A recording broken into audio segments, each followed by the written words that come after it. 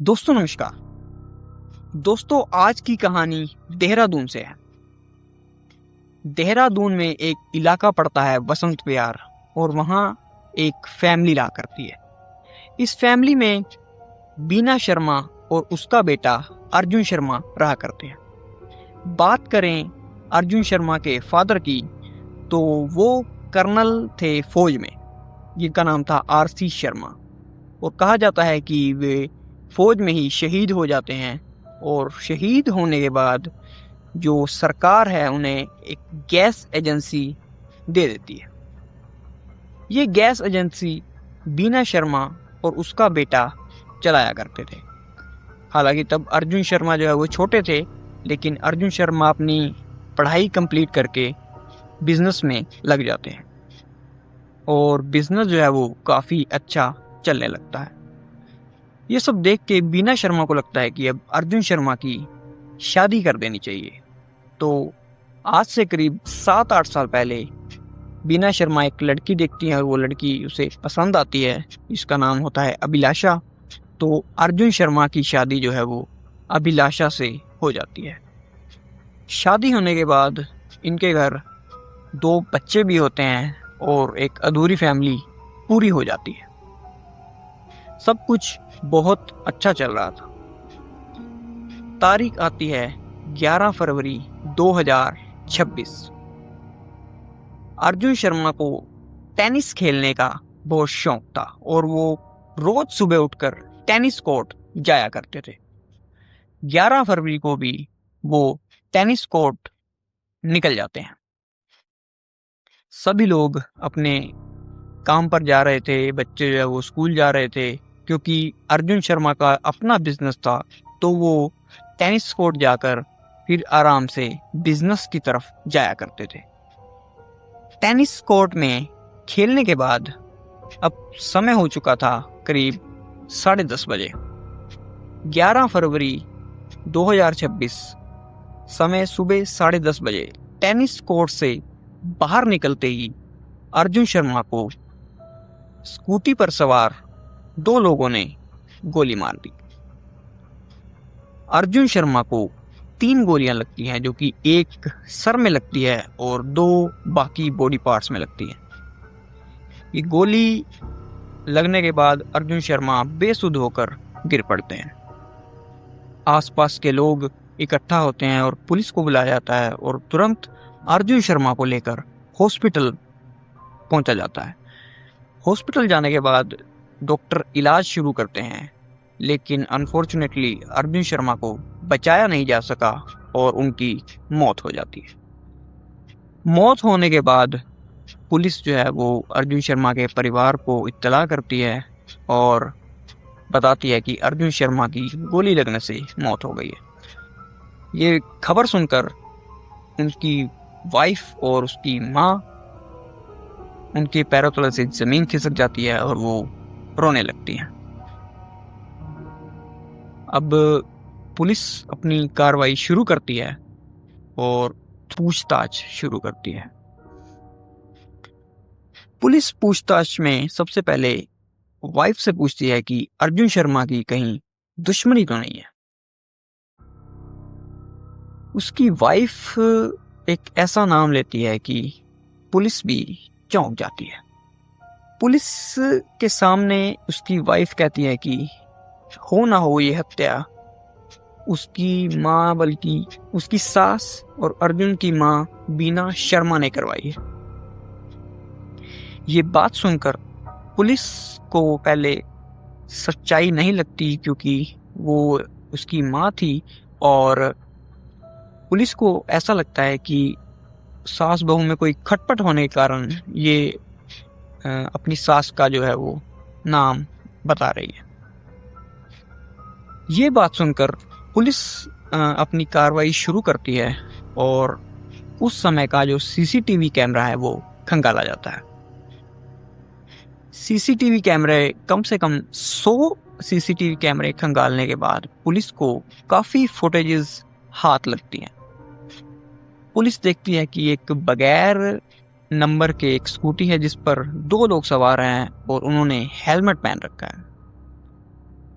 काफ़ी कैमरे एंगल देखने के बाद पुलिस देखती है कि वो परेड ग्राउंड से सहस्त्र थाना क्षेत्र में रायपुर डिस्ट्रिक्ट की तरफ ये स्कूटी वाले चले जाते हैं गोली मारने के बाद। उसके बाद पुलिस को शक था कि बिजनेस राइवलरी की वजह से हो सकता है अर्जुन शर्मा की कोई दुश्मनी हो और बिजनेस की वजह से उनकी हत्या की गई हो। लेकिन काफ़ी छानबीन के बाद पुलिस को ऐसा कोई सुराग नहीं लगता कि बिजनेस राइवलरी की वजह से ये हत्या हुई है। इसके बाद पुलिस उस एरिया के जो सीडीआर है वो निकलवाती है कि यहाँ कौन कौन से मोबाइल नंबर एक्टिव थे। उसमें पता लगता है कि जो बीना शर्मा है उनके करीबी माने जाते थे विनोद उनियाल। विनोद उनियाल का नंबर भी वहाँ एक्टिव पाया जाता है। इसके बाद पुलिस फैसला करती है कि बीना शर्मा से जो है वो पूछताछ की जाएगी। बीना शर्मा को थाने बुलाया जाता है और पूछताछ शुरू होती है। काफ़ी पूछताछ के बाद बीना कहती है कि वो मेरा बेटा है तो मैं उसकी हत्या कैसे कर सकती हूँ। लेकिन जब उसे बताया जाता है कि आपके करीबी विनोद उनियाल उस एरिया में एक्टिव थे और कुछ और सबूत भी पेश किए जाते हैं, तो बीना शर्मा जो है वो टूट जाती है और वो अपना जुर्म कबूल कर लेती है और उसके बाद वो एक कहानी सुनाती है। कहानी ऐसे थी कि जो बीना शर्मा है और उसका बेटा है, जो उनके जो रिश्ते थे आपस में वो सही नहीं चल रहे थे। जो बसंत विहार में जो इनका घर था, यहाँ से जो अर्जुन शर्मा है वो ये घर छोड़कर गढ़ी कैंट एरिया में किराए पर रहने लगते हैं अपनी वाइफ के साथ। ये इसलिए हुआ था क्योंकि जो बीना शर्मा है वो अपनी जो गैस एजेंसी है उस पर एक लोन लेना चाहती थी करीब 3.5 करोड़ का। लेकिन अर्जुन शर्मा इस बात से राजी नहीं थे क्योंकि उनको पता था कि उनकी माँ के जो खर्चे हैं वो काफ़ी ज़्यादा हैं और उनके 2 करीबी माने जाने वाले डॉक्टर अजय खन्ना और विनोद उनियाल ये इनके काफ़ी करीबी माने जाते थे और उन अर्जुन को लगता था कि ये पैसे वो उन पर खर्च कर देगी। तो अर्जुन बिल्कुल मना कर देता है कि ये लोन नहीं लिया जाएगा। लेकिन जो ये एजेंसी है वो उसकी माँ के नाम पर थी, लेकिन जो बिजनेस संभाला हुआ था वो अर्जुन ने संभाला हुआ था। तो अर्जुन को बिना बताए ही उसकी माँ लोन ले लेती है। ये लोन करीब 3.5 करोड़ का होता है। इसी वजह से अर्जुन शर्मा ये घर छोड़कर चले जाते हैं और अब ये जो लोन था ये बीना शर्मा से चुकाए नहीं जा रहा था और वो अपनी पुश्तैनी ज़मीन जो है वो बेचने का फैसला करती है, वो भी डॉक्टर अजय खन्ना को, जो इसके करीबी माने जाते थे। उस ज़मीन का फैसला ये 14 करोड़ में डॉक्टर अजय खन्ना को बेचने का कर देती है और अजय खन्ना बीना शर्मा को 8 करोड़ एडवांस पेमेंट भी दे चुके थे। लेकिन जो उस ज़मीन की रजिस्ट्री थी वो नहीं हो पा रही थी क्योंकि अर्जुन ने कोर्ट से स्टे ऑर्डर ले लिया था, क्योंकि वो चाहता था कि वो अपनी पुश्तैनी ज़मीन ऐसे कोड़ियों के भाव नहीं बेचेगा। तो कोर्ट से स्टे लेने के बाद जो रजिस्ट्री है वो अजय खन्ना के नाम पर नहीं हो पा रही थी और वो अपने 8 करोड़ रुपए वापस मांग रहा था। लेकिन बीना शर्मा जो है वो 8 करोड़ से अपने जो कर्ज वगैरह हैं वो उतार चुकी थी और उसके पास वो पैसे नहीं थे। इसके बाद ये एक खौफनाक साजिश को अंजाम देने का प्लान बनाते हैं। इसमें शामिल होते हैं अजय खन्ना और एक और करीबी विनोद उनियाल।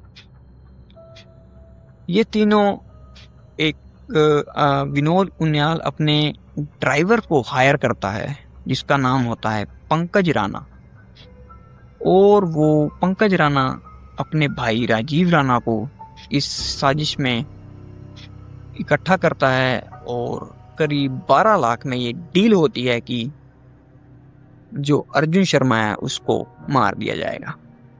इस डील में 3 लाख रुपए ये एडवांस लेते हैं और 9 लाख रुपए काम होने के बाद का वायदा किया जाता है।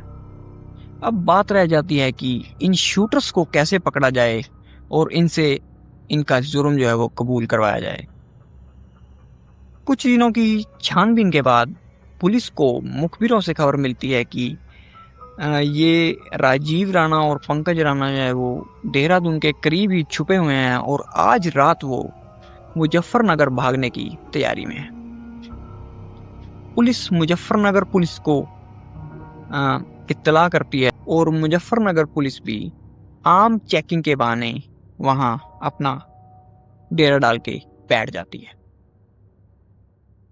अब नॉर्मल चेकिंग के दौरान ये दोनों शख्स भी वहां से गुजर रहे थे और इनको शक होता है कि हो ना हो ये जो चेकिंग है ये हमारे लिए ही हो रही है। चेकिंग करने से पहले ही ये दोनों अपनी पिस्टल निकालते हैं और पुलिस पर फायर करना शुरू कर देते हैं। जवाबी कार्रवाई में पुलिस इनकी टांगों पर गोलियां मारती है और इन्हें पकड़ लेती है। इन दोनों को तुरंत हॉस्पिटल ले जाया जाता है और इनका इलाज जो है वो करवाया जाता है, और उसके बाद इनको थाने ले जाया जाता है और ये दोनों भी वही कहानी सुनाते हैं जो बीना शर्मा ने सुनाई थी। तो इस प्रकार एक माँ ने अपने ही बेटे का कत्ल करवा दिया, वो भी पैसों के लिए। तो अभी ये जो केस है वो कोर्ट में चल रहा है। आशा करते हैं कि इस केस में कड़ी से कड़ी सजा जो है वो अदालत सुनाएगी। और दोस्तों, आपकी क्या राय है इसमें कमेंट कर ज़रूर बताना, और अगली वीडियोस के लिए इस चैनल को सब्सक्राइब कर लीजिए और बेल आइकन दबा के